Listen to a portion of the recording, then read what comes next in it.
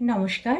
স্পন্দন art academy আয়োজিত অভিনব উদ্যোগ মনের কথার অন্য একটি পর্ব নিয়ে আপনাদের সামনে আমি উপস্থিত হয়েছি। আজ আমরা পাঠ করব ইন্দ্রাণী চক্রবর্তীর লেখা আমার দেশ আমার ভারতবর্ষ। নানা ভাষা, নানা মত, নানা পরিধান, বিবিধের মাঝে দেখো মিলন মহান। সর্বধর্ম সমন্বয়ের দেশ ভারতভূমি, যেখানে পাখির ডাকে ঘুম ভাঙে, স্নিগ্ধ নদী বয়ে চলে আপন গতিতে, মাতৃক্রোড়ে শিশু ঘুমায় পরম শান্তিতে। আপন খেয়ালে ধরিত্রীর সাজে শস্যের সমারোহ, দিগন্ত বিস্তৃত শ্যামল বনানী, রত্নাকরের গর্ভে বিপুল রত্নের ভাণ্ডার।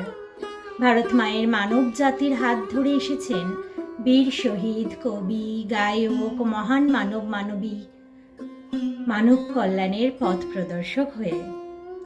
ভারতীয় হয়ে আমি গর্ব অনুভব করি লালসার মোহে এই দেশ মাকে ছিনিয়ে নিয়ে পদদলিত করতে চেয়েছিল বর্বর ইংরেজ জাতি। ফলস্বরূপ ভারত মায়ের বীর সন্তানরা তার যোগ্য জবাব দিয়েছিলেন 1947 সালের 15ই আগস্ট অজস্র আত্মত্যাগের মাধ্যমে।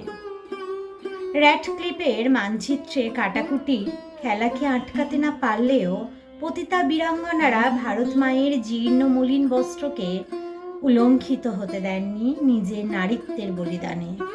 এই আমার দেশ, আমার ভারতবর্ষ। ওমা, অনেক তোমার খেয়েছি গো, অনেক নিয়েছি মা, তবু জানি নে যে কি বা তোমায় দিয়েছি মা। কলমে ইন্দ্রাণী চক্রবর্তী, কণ্ঠে সাবিনা মণ্ডল।